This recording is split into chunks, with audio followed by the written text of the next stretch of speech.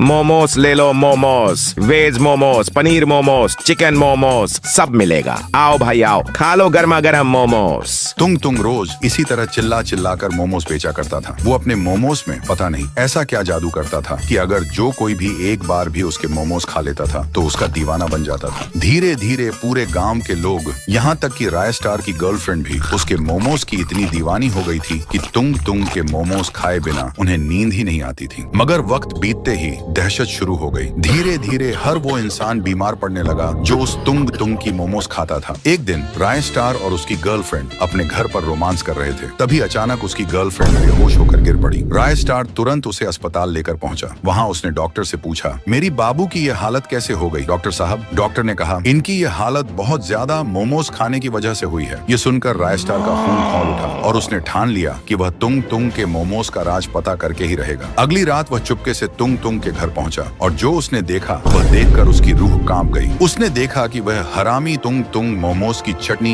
गंदे नाले के पानी से बना रहा था और मोमोस के अंदर की स्टफिंग सड़े गले मांस, कीड़े मकोड़े और कचरे से तैयार कर रहा था। राय स्टार मन ही मन सोचने लगा, अब तो इस हरामखोर की फील्डिंग मैं सेट करूंगा, और वह तुरंत अपने मोबाइल से उसकी एक वीडियो रिकॉर्ड कर लेता है। अगले दिन राय स्टार पूरे गाँव वालों को तुंग की वह वीडियो दिखा देता है। सारे गाँव वाले गुस्से से लाल होकर तुंग के घर पहुँचते हैं। वहाँ वह हरामी अपने घर में पोटी कर रहा था। तभी उसे बाहर से कुछ लोगों की चिल्लाने की आवाज आती है। वह जैसे ही बाहर आता है तो कुछ गांव वाले मिलकर उसे पीटने लगते हैं। लोग बोलते हैं, क्यों किया तूने ऐसा? तुझे जरा सी भी शर्म नहीं आती क्या? तभी तुंग रोते हुए कहता है, बहुत साल पहले मैं और मेरे पिता इसी गांव में भीख मांगकर किसी तरह अपना गुजारा करते थे। हमें दिन भर में एक रोटी भी बड़ी मुश्किल से नसीब होती थी। लेकिन एक दिन जब मेरे पिता सड़क पार कर रहे थे तभी अचानक एक जीप आई और मेरे पिता को कुचल कर निकाल गई। धीरे धीरे पूरा गाँव मेरे पिता की लाश के पास जमा हो गया। उनमें से कुछ लोग कह रहे थे, अच्छा हुआ एक भूखा कम हुआ, वैसे भी जिंदा रहकर क्या करता था, इसके साथ इसके बेटे को भी मर जाना चाहिए था। उनमें से किसी ने भी हमारी मदद नहीं की। मेरे पिता की मौत का सदमा मैं बर्दाश्त नहीं कर पाया और मैंने ठान लिया कि गांव वालों ने मुझे और मेरे पिता को जो दर्द दिया है उसका 1000 गुना दर्द मैं उन्हें महसूस करवा दूंगा। तभी राय स्टार कहता है, मैं मानता हूँ कि तुम्हारे साथ जो कुछ भी हुआ वह बहुत गलत था, लेकिन इसका मतलब यह नहीं कि तुम किसी एक के किए की सजा पूरे गाँव वालों को दो। इसके बाद गाँव वालों ने तुंग को पुलिस के हवाले कर दिया।